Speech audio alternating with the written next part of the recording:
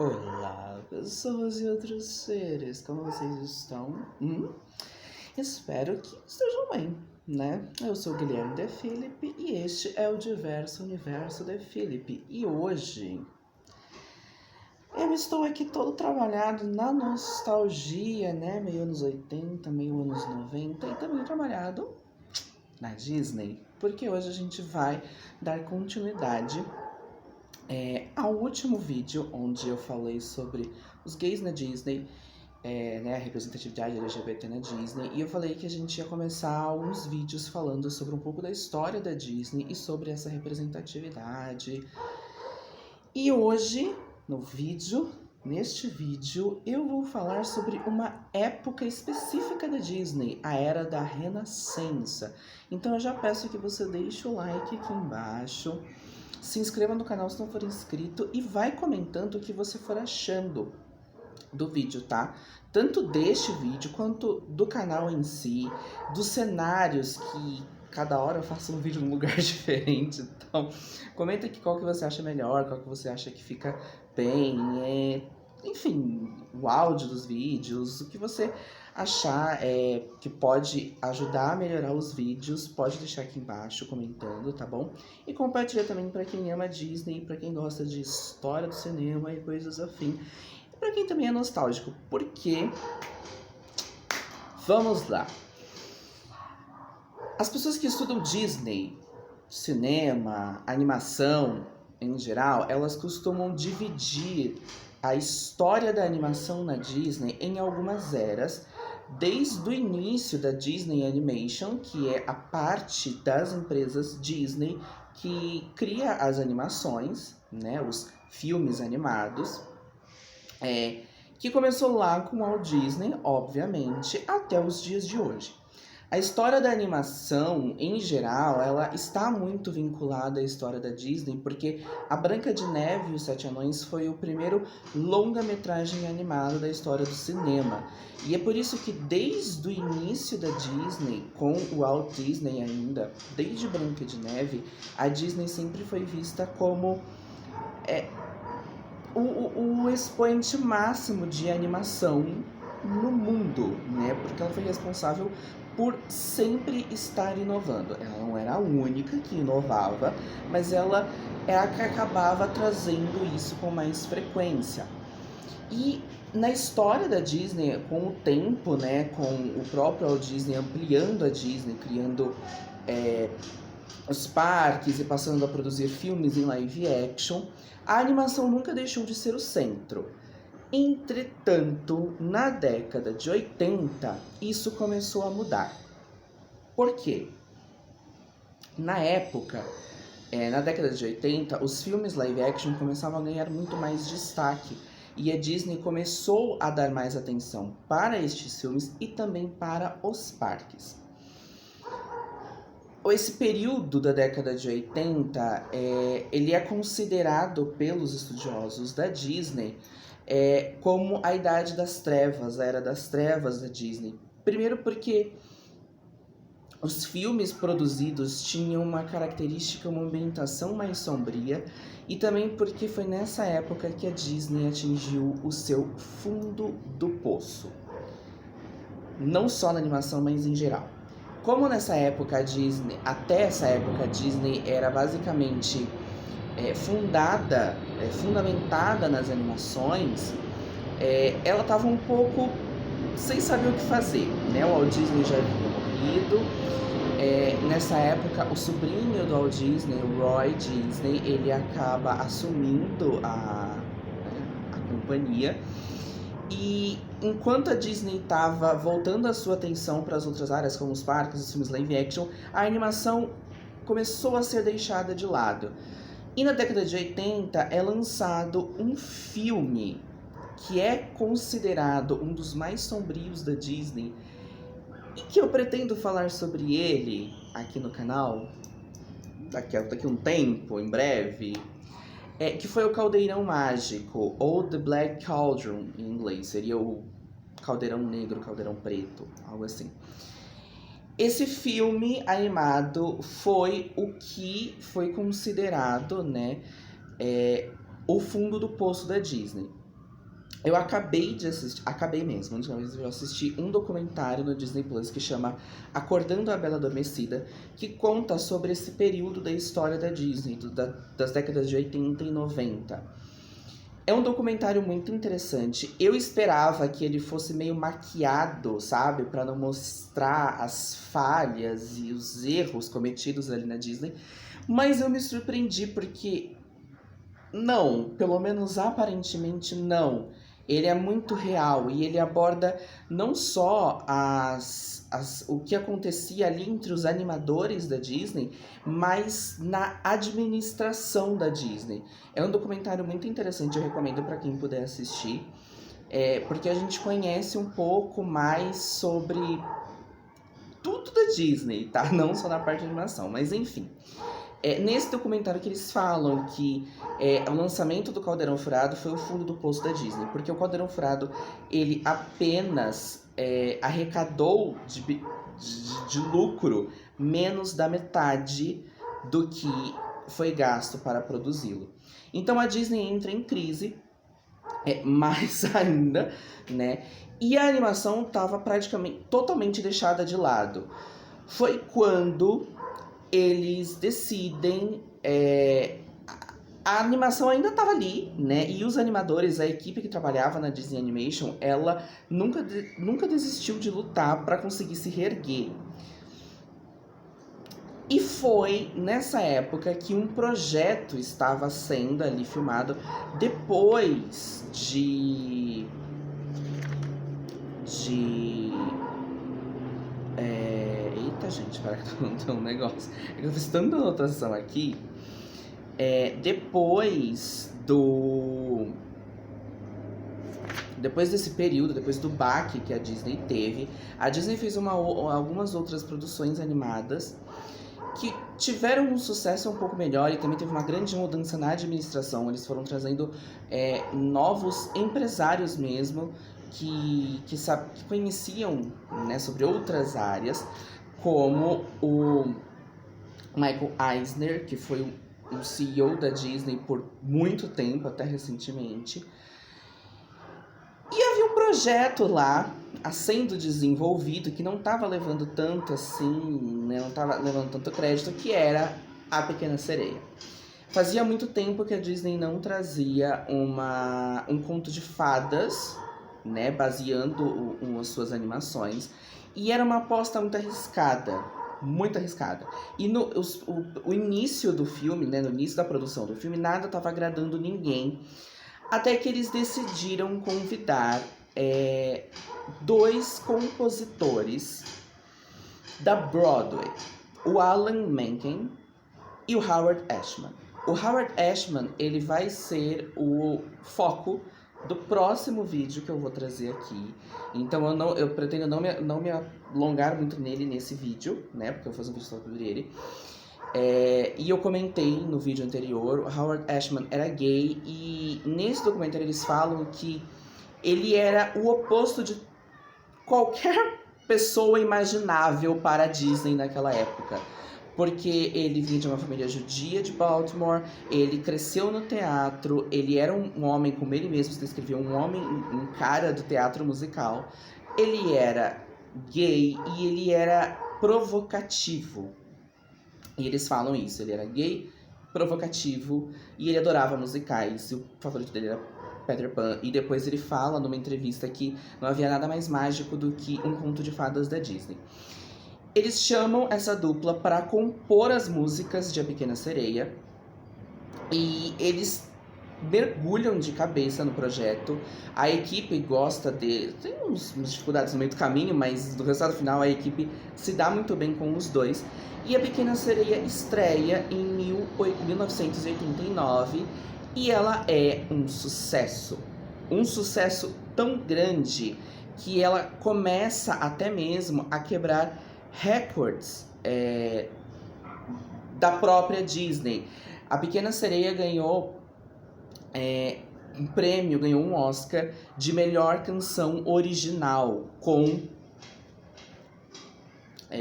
a música inicial, né, a primeira música, Aqui no Mar. né? Que é o Sebastião que rege lá a Orquestra de Peixes.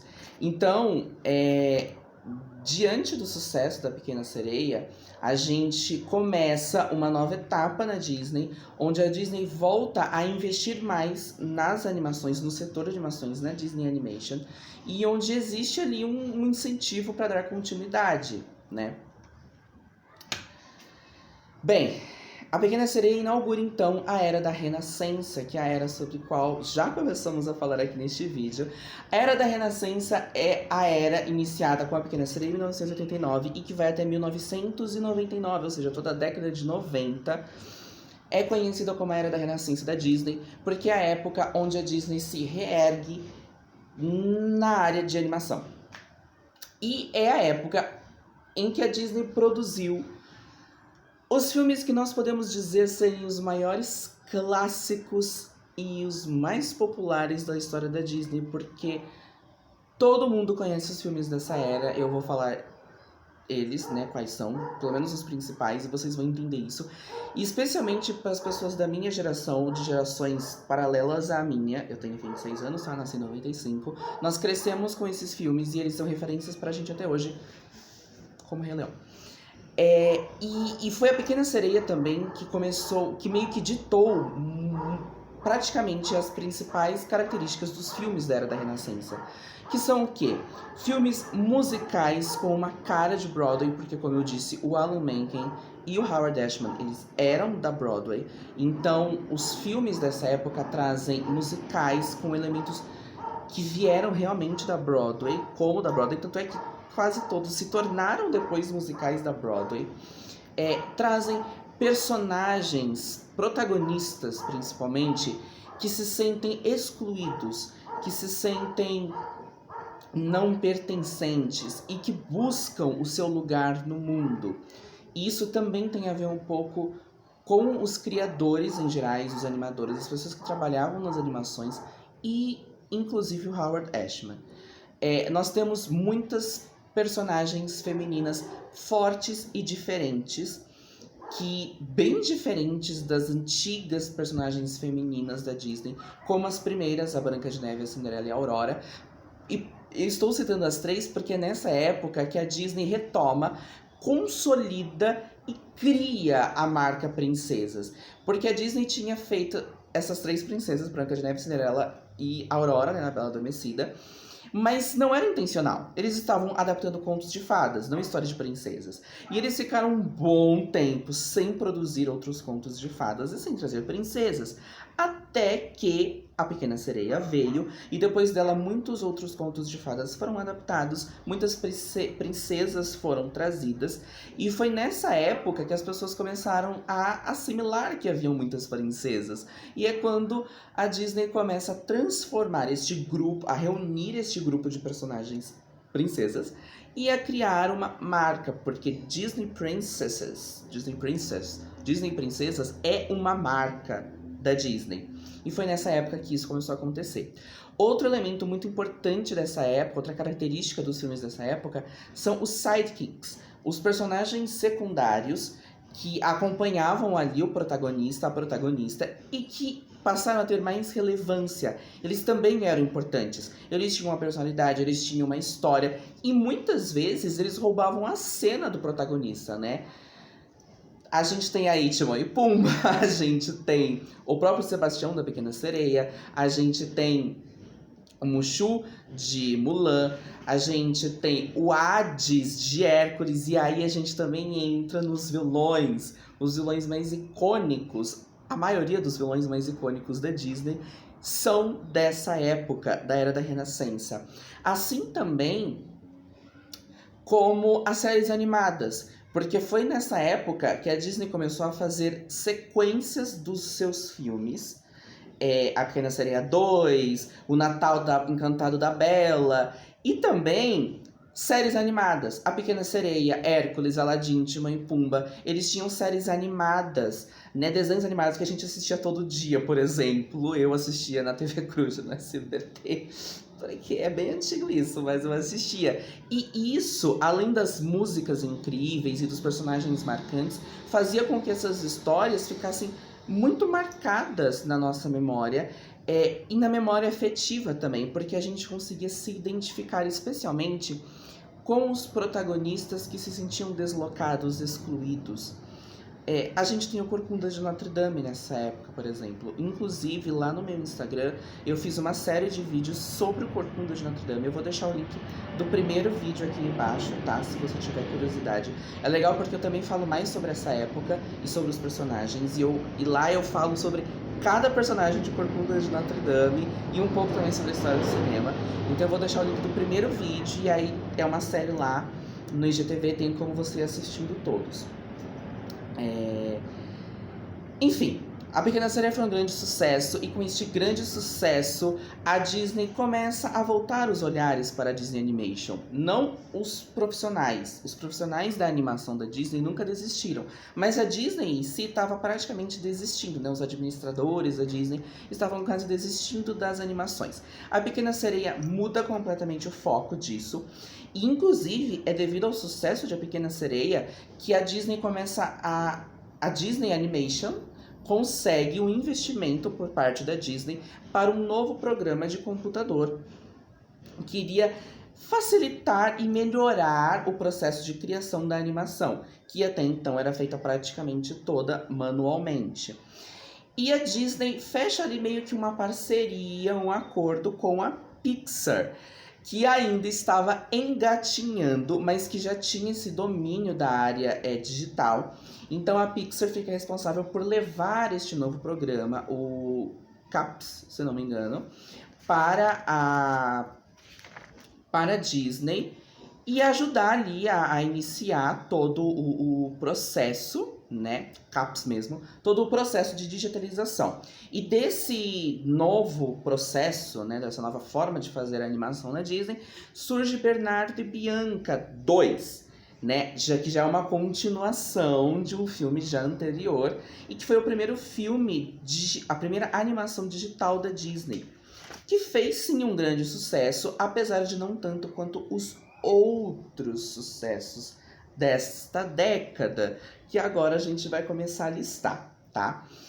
Mas antes de começar, foi muito importante A Pequena Sereia também, até para o próprio Howard Ashman e para o Alan Menken, porque depois do sucesso da Pequena Sereia, eles quiseram continuar na Disney. O próprio Ashman, ele meio que pediu, né, para os seus chefes na Disney, para que ele continuasse e que ele pudesse trabalhar em outra obra, que no caso era Aladdin, que já estava em produção.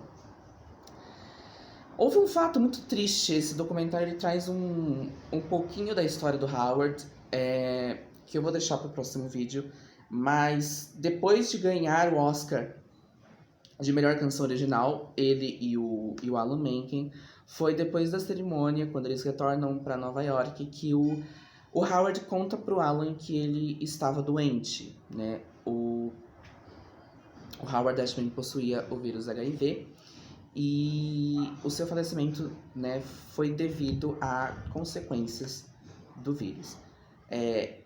Eu confesso que eu chorei nessa parte do documentário, eu me emocionei porque... Enfim, eu vou trazer no próximo vídeo, tá? Mas... enquanto o Howard Ashman e o Alan Menken estavam trabalhando em Aladdin, a Disney estava também produzindo um outro filme. Um filme que não estava indo bem no começo. Eles tinham feito 20 minutos desse filme, dessa animação, e esses 20 minutos não agradaram e foram jogados fora, literalmente, eles foram apagados. E aí a Disney implora / obriga o Howard Ashman a passar a trabalhar nesse filme e a compor para este filme. E nós estamos falando de A Bela e a Fera. A Bela e a Fera, esse filme tão maravilhoso, lançado em 1991. E que, desde quando Howard põe a mão nele e a equipe de produção muda o ponto de vista, o olhar sobre a história, era um projeto que o Walt Disney queria trazer enquanto ele ainda estava vivo, mas a Disney nunca tinha conseguido acertar a mão para fazer A Bela e a Fera. desde quando essas mudanças acontecem, o Howard começa a compor, tudo foi indo indicando um sucesso. As primeiras apresentações para a imprensa, para crianças, apresentações testes, foram um sucesso, quase logo de primeira. E não foi à toa que A Bela e a Fera foi indicada ao melhor filme no Oscar. E assim, nunca uma animação havia sido indicada a categoria de melhor filme. Porque existia, não lembro se ainda existe, uma categoria de melhor animação. Mas A Bela e a Fera foi tão bem, foi tão adorada, tão aclamada, que ela foi indicada a melhor filme. Ela não venceu, quem venceu foi O Silêncio dos Inocentes, que é um filme de terror. Mas ela foi indicada, e A Bela e a Fera foi o terceiro filme da Disney indicado a esta categoria. Então foi realmente um marco. A Disney já tinha uma história no cinema, e A Bela e a Fera foi apenas o terceiro filme indicado. E ela não ganhou o Oscar, mas ganhou o Globo de Ouro de melhor filme musical ou comédia. Então A Bela e a Fera, ela chegou chutando a porta e trazendo, consolidando o sucesso que A Pequena Sereia já tinha iniciado nessa fase da Disney. E depois de A Bela e a Fera, foi só sucesso atrás de sucesso, mantendo essas características desses filmes. E agora eu vou falar aqui a lista dos principais filmes da década de 90, da Era da Renascença. Depois de A Bela e a Fera, em 1991, tem mais um fato triste do Howard Ashman, que eu vou deixar para o próximo vídeo, envolvendo esse ano e a história de Bela e a Fera. Em 1992, temos Aladdin. O Howard Ashman e o Alan Menken estavam trabalhando na produção, mas o Howard não conseguiu terminar. E aí eles trouxeram um outro músico para ajudar, que foi o Tim Rice, que ajudou o Alan Menken a finalizar as músicas de Aladdin. Que em 1992 Aladdin foi lançado e também foi outro grande sucesso. E aí em 1994 nós temos O Rei Leão, que trouxe ninguém mais, ninguém menos que Hans Zimmer e Elton John para compor a trilha sonora. E assim, O Rei Leão, isso várias pessoas que falam sobre Rei Leão e sobre... frisam isso. E o documentário mostra, O Rei Leão era o projeto secundário. O projeto principal nessa época para Disney era Pocahontas, que seria uma outra história de amor. E Rei Leão era em segundo plano. Mas a equipe botava tanta fé em Rei Leão que convidaram Hans Zimmer e Elton John para compor a trilha sonora. E detalhe, na época Elton John já era assumidamente gay. Ok? E assim, o elenco de dubladores era um elenco também famoso. E aí a Disney começou a ver que Rei Leão tinha potencial e assim, não teve outra opção. O Rei Leão foi um sucesso, ainda hoje. E querendo ou não, ele meio que ofuscou a Pocahontas. Porque por mais que a Pocahontas seja uma obra de arte e seja famoso, o Rei Leão é mais, né? Não é questão de ser melhor ou pior, é questão de fato, o sucesso de Rei Leão foi maior do que o sucesso de Pocahontas. Falando em Pocahontas, em 1995, Pocahontas é lançado, assim também como o filme do Pateta. O Pateta tinha uma série animada, né? E aí ele ganha o seu filme em 1995. Em 1996, a gente tem o Corcunda de Notre Dame. Ai, que eu amo esse filme. Eu não vou falar muito porque, como eu falei, tem a série no Instagram, o link vai estar aqui embaixo. Mas é um filme sombrio e ainda hoje considerado um filme que não é exatamente infantil. Mas a Disney trouxe. E, no meu ponto de vista, é o expoente de todos esses protagonistas excluídos dessa época da Disney. O Corcunda, ele é o... Assim, não tem como você não enxergar isso em Corcunda de Notre Dame. Em 97 a gente tem Hércules, em 98 a gente tem Mulan, em 99 a gente tem Tarzan. Todos grandes sucessos, todos trazendo essas características da Era da Renascença na Disney. Inclusive Mulan fez tanto sucesso, apesar de não na China, porque os chineses acharam que Mulan era estereotipado e, de certa forma, preconceituoso e desrespeitoso, porque era ocidental demais, era meio que uma caricatura da cultura chinesa.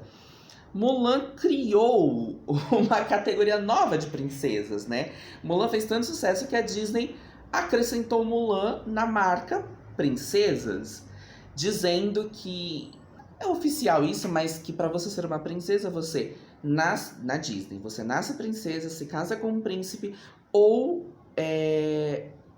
faz um grande ato heróico.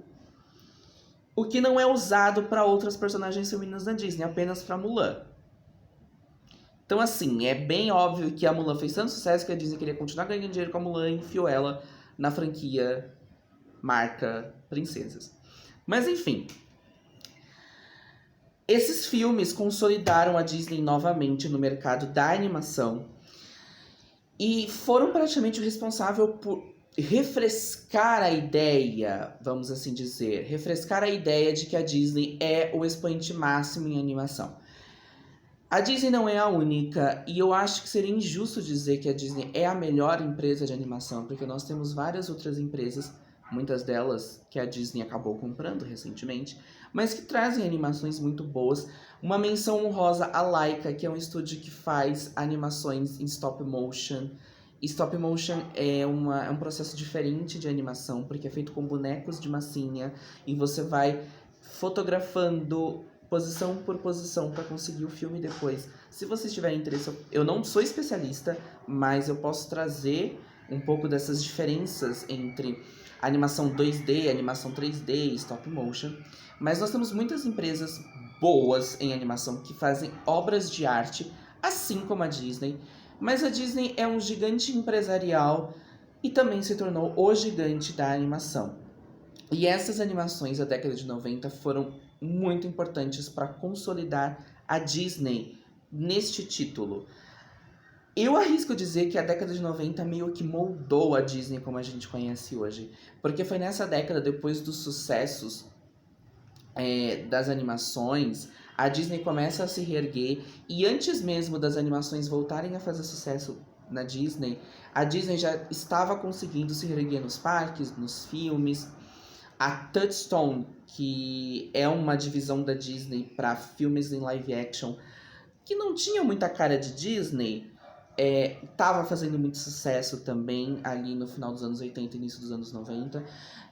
Mas para as animações da Disney, e depois do sucesso dessas animações, a Disney começou a aplicar mais as animações, as novas animações nos parques da Disney. Hoje a gente tem atrações nos parques da Disney para praticamente todas essas animações.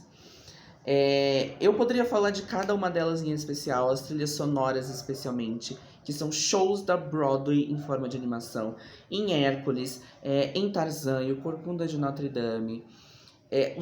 A Disney começou a trazer mais artistas famosos, conhecidos, para trabalhar não só na dublagem dos personagens, mas também nas trilhas sonoras, como Elton John em Rei Leão, o Phil Collins em Tarzan. A Disney começou a dar mais atenção para essas músicas e para as celebridades que ela usava nas animações para dar voz aos personagens. E não era tão subliminar como no início das animações, como o Walt Disney às vezes usava uma referência aqui sem dizer. A Disney começou a falar, né? Eu vou falar mais sobre alguns desses filmes nos próximos vídeos. Eu vou falar sobre o Howard Ashman. E aí a gente vai ver realmente como é essa questão LGBT na Disney e nas obras da Disney também, nos vídeos futuros. Eu espero que tenha sido claro e interessante, um pouco nostálgico este vídeo, que ficou gigante de novo. E é isso, tá? Se tiverem dúvidas, comentem aqui embaixo, por favor, pra gente conversar e pra eu ajudar vocês também a entender. Eu não sei se eu fui claro. Deixem o like, compartilhem, se inscrevam no canal se vocês não forem inscritos. E é isso, gente. Até o próximo vídeo. onde vamos continuar falando sobre Disney, provavelmente. Tchau!